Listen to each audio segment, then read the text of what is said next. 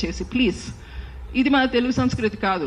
ఏ సంస్కృతి కూడా, ఇప్పుడు తెలుగు సంస్కృతి అంటున్నాం కదా, ఫస్ట్ సెంచరీలో ఎవరు ఎలా వేసుకొని ఉంటారు బట్టలు మనకు అసలు ఐడియా ఉందా? బ్రిటిషర్స్ రాకముందు బ్లౌజులు అనేవి లేవు భారతదేశంలో, చీరలు కట్టుకునే వాళ్ళు.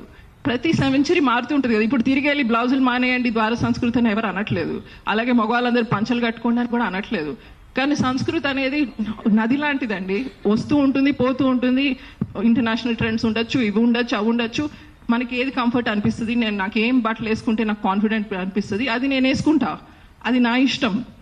మీరు అట్లా కాదు, చీరలే కట్టుకోవాలి, ఇదే వేసుకోవాలి, చుడిదార్లు వేసుకోవాలి, ఫుల్ కప్పుకోవాలి, ఎక్కడన్నా స్కిన్ కనిపిస్తే వాడు వెంటనే రేపిస్ట్ అయిపోతాడు, వెళ్ళి ఎవరో ఒకరిని రేప్ చేసేస్తాడు.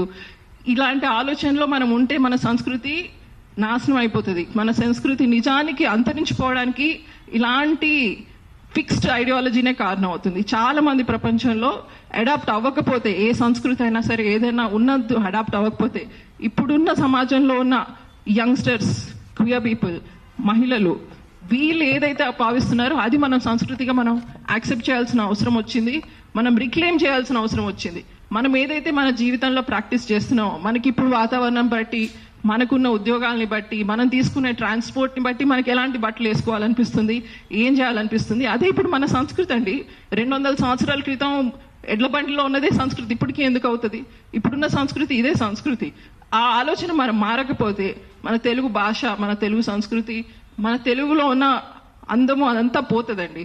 సో నేను యాక్చువల్లీ తెలుగుతనాన్ని కాపాడడానికి కోసం అంటున్నాను, ఇలా ఒక ఫిక్స్డ్ ఐడియాలజీతో ఉండకండి దయచేసి.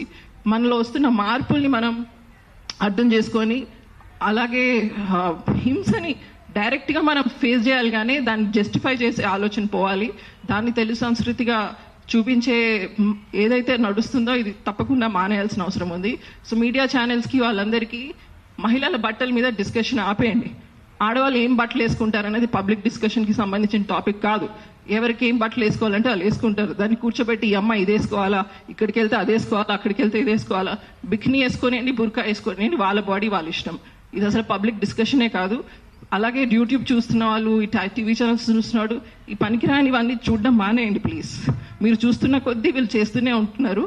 ఇది అసలు పబ్లిక్ డిస్కషన్ ఉండకూడదు అని అందరికీ I'm requesting everybody. Thank you.